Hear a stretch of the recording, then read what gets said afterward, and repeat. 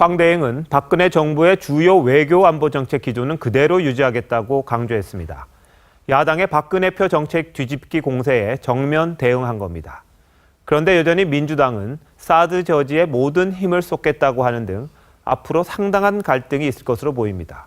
김보건 기자가 보도합니다. 야당은 대정부 질문에서 사드와 한일 군사정보보호협정, 개성공단 폐쇄 등 박근혜 정부의 주요 정책을 바꾸라고 전방위 공세를 펼쳤습니다. 황교안 권한대행 내각은 탄핵된 박근혜 정부와는 분명히 다른 것이죠. 연장선으로 보면 됩니까? 아니죠. 다른 거죠. 하지만 황교안 대통령 권한대행은 현 정부의 정책 기조를 유지하겠다는 뜻을 명확히 했습니다. 사드 배치로 중국의 경제 보복이 우려된다는 지적도 적극 반박했습니다. 사드 문제는 별개다 여전히 할 수 있는 대로 신속하게 배치하는 것이 안보를 위해서. 왜 그렇습니까?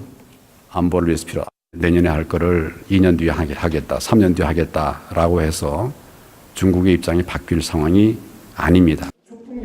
역사 국정교과서에 대해선 의견 수렴 절차를 진행하고 있다면서 필요성도 재차 강조했습니다.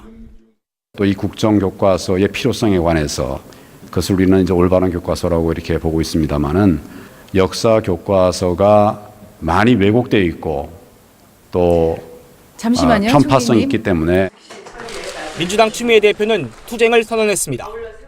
황 대행의 심경의 변화를 더 이상 기대하지도 않겠습니다. 국정 역사 교과서 폐지를 위한 총력 투쟁에 나설 것입니다. 그러나 국민의당은 경제부터 살리자고 했습니다. 여야 상당 정책위와 유일호 경제팀이 참여하는 민생경제협의체를 구성할 것을 제안합니다. 황 권한대행과 김동철 비대위원장은 내일 처음으로 만나 정책 협의를 시작합니다.